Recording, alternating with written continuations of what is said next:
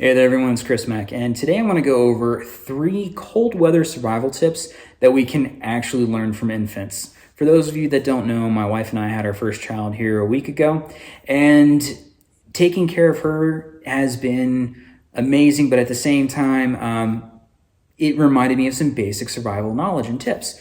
So let me go ahead and share those with you right now. First and foremost is that shivering is not a bad thing. Shivering is our body's way of getting our muscles moving so that way we can maintain warmth. Bear Grylls is a great example of this. Whenever you see him doing his cold weather adventures, that he'll be all cold and then he'll be like, okay, I need to go warm myself up. And he'll go crank out some push-ups and some jumping jacks, and it's just getting the body moving, and that's all that shivering actually is as well. Now, granted, it's a last phase and you don't want to get to that point, so we can do this artificially by doing movements like push-ups, jumping jacks, and things like that, but it's our body's own natural reaction to being cold.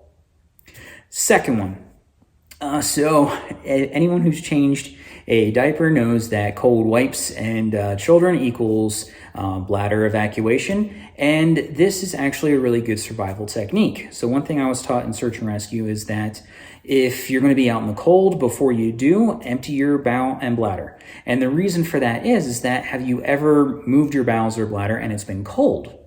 Know that what you're expelling is not cold. And here's the reason for that. It's in your body, so your body has to maintain that at the exact same temperature.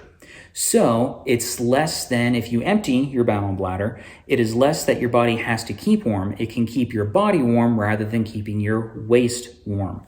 So if you're cold, empty your bowel and bladder. Then you'll have energy to keep your body warm rather than waste. All right, number 3. Get as many calories in as possible. You see this with kids whenever they're constantly during their feeding schedule, whether it's cluster feeding every 2 to 4 hours, depending on your kid's feeding cycle and stuff like that. And again, something in search and rescue before we go to bed, they would say, hey, you can get your metabolism going and working throughout the night. And by doing that right before you would go to bed and get into your sleeping bag, eat a power bar, eat a candy bar, eat something with some calories so that way your metabolism is constantly burning to maintain your body warmth as well throughout the night. All right, so there you go. 3 simple, basic cold weather principles and survival tips that come from infants. Thanks so much for watching, and as always, it's Chris Mack.